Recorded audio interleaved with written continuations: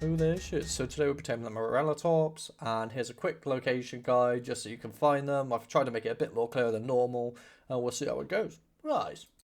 Morellatops are always found in pairs, but since Ark Ascended, they can now have children, so they can be wandering around if you want a quick, easy tame, kill the parents, and get on with it. As you can see, I'm using the billboard technique, which a lot of people have been mentioning. This is what I normally use it for. Pretty much nothing else apart from Maywings, but here we go, I'm using it finally. Nice. You have to be level 19 to unlock it, but it's probably the easiest way. With the Morellatops, as soon as you start attacking one, if there's another one about, they'll start attacking you. If it's by itself, it will try and run away. These boys are an amazing early game tame, considering you only have to be level 11 to unlock their saddle. You can use crossbow, you can use a normal bow, or you can actually just use the boomerang. It does a lot of damage, a lot of turbo damage, so you can even use this if you really wanted to. These things are tanky, so they can take quite a beating if you did want to get in there, but it shouldn't take too long to knock one out. Considering this boy is an early game tame, you'll probably tame him off mejoberries, but if you can use simple kibble, you won't need any knockox to keep him down, and it won't take that many, but let's face it, you'll probably use mejoberries. For the record, if you were dying from dehydration and you saw one of these boys, you could easily just knock him out like this, and then you can actually drink from him when he's unconscious. Probably not morally good, but you can get a cheeky suckle on the staffs. Nice.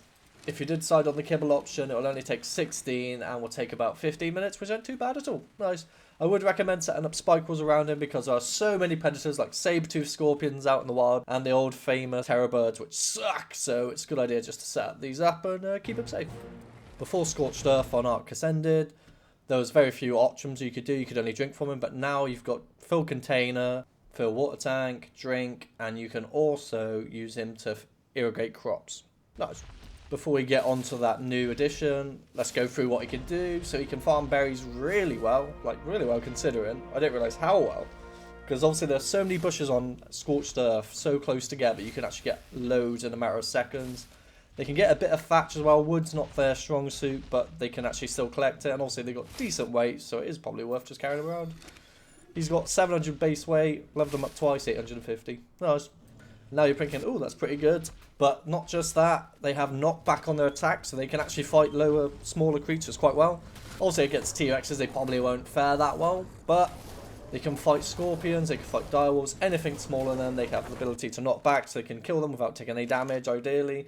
Here I failed to take no damage, but you get the point. Nice.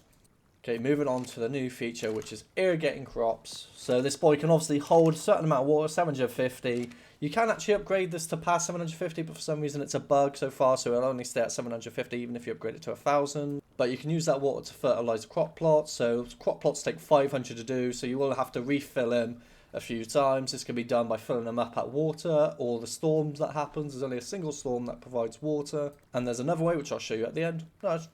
It's not the most broken thing in the game, but if you're living on a PvP server where people constantly destroy intakes or water containers, and this boy's actually really good because you can be in the middle of the desert and this boy can still fill up your crops, so you can keep all the veggie cakes or whatever you need coming out. The best way to probably fully take advantage of this is to have at least 5, go to the watering hole, fill them all up, have a million water containers in your base and just slowly fill them up. Whenever it rains, again, just constantly top them up and obviously just do it on repeat. So you have water on reserves, because obviously there's only a few places on Scorched Earth where there's water. There's this one, and there's next to one of the orbs. Otherwise, you're going to need water pumps. Not going to lie, the little animations they've added look pretty nice. Nice.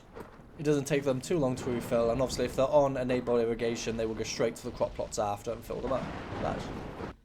So if you are hidden away in the middle of the desert and you need some water, but there's literally no water near you, all you have to do is hit cactus trees. As you can see, it's going up per hit, as well as him eating the cactus sap.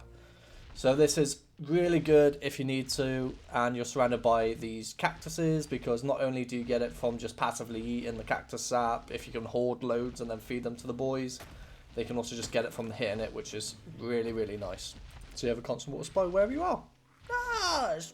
Thanks for watching. If you did enjoy, please like and subscribe. Nice.